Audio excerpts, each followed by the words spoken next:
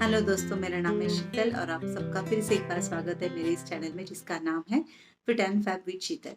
तो आज हम लोग बात करने वाले हैं वो कैलोरीज के बारे में बात करने वाले हैं। एक्चुअली कैलोरीज के बिना हम लोग जी नहीं सकते। हमें एनर्जी जो मिलती है वो सब कैलोरीज से मिलती है। तो आप कैलोरीज कैसे मैनेज कर सकते हो? अगर आपको अच्छा फिटनेस चाहिए तो आपको सबसे पहले फोकस करना पड़ेगा, वो है आपकी कैलोरीज के ऊपर।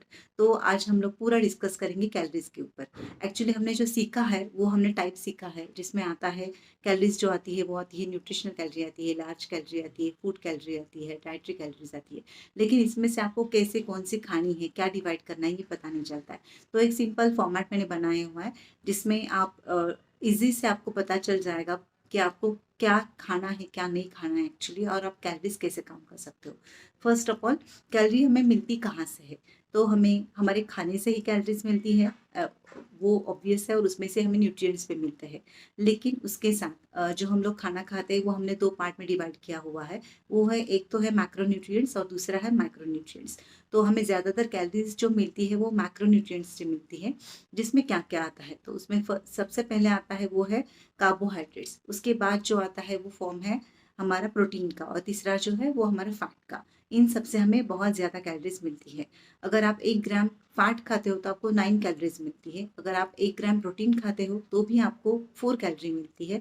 और अगर आप कार्ब्स खाते हो 1 ग्राम तो आपको 4 ही कैलोरीज मिलती है। तो इस तरह से अगर आप डिवाइड कर पाओगे तो आपको आपका कैलोरीज इनटेक कैसे हो रहा है, कितना हो रहा है, वो हमें पता चल सकता है।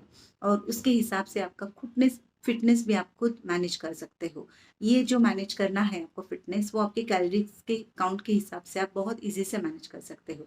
अगर आपको वेट लॉस करना है, वेट गेन करना है, तो आपको उसके हिसाब से जाना पड़ेगा। जैसे अगर किसी का सेडेंटरी लाइफस्टाइल है, मेल या फीमेल में, तो आप कैसे काउंट कर सकते हो? अगर सेडेंटरी लाइफस्टाइल में अगर एक वुमन आती है तो उसको कम से कम 18 से 2000 कैलोरी चाहिए दिन भर के, आपकी जो काम है, आपका जो भी रूटीन है वो सेट करने के लिए। और जो मेल में होती है वो होती है 2000 से 2200 कैलोरी। तो अगर आप इतना इंटेक करते हो तो आप मेंटेन रह सकते हो उस पर, और इतनी कैलोरी आपके लिए नीड ज़रूरी है ये।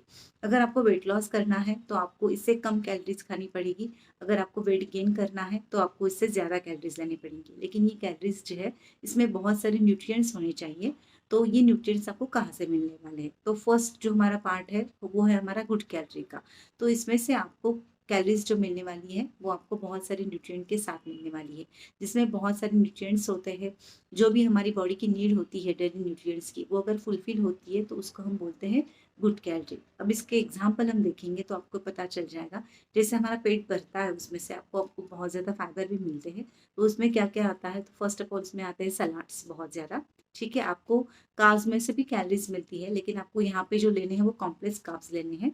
अगर आप कॉम्प्लेक्स कार्ब्स खाते हो तो आपको अच्छी कैलोरीज मिलने वाली है विथ फाइबर। जितने आप विथ फाइबर कैलोरीज लोगे वो आपको गुड कैलोरी के फॉर्म में मिल जाएगा। और ये अगर आप अच्छे से कर सकते हो तो आप बहुत अच्छे से वेट लॉस भी कर सकते हो, और आपका कैलोरी इंटेक भी बहुत अच्छा हो सकता है।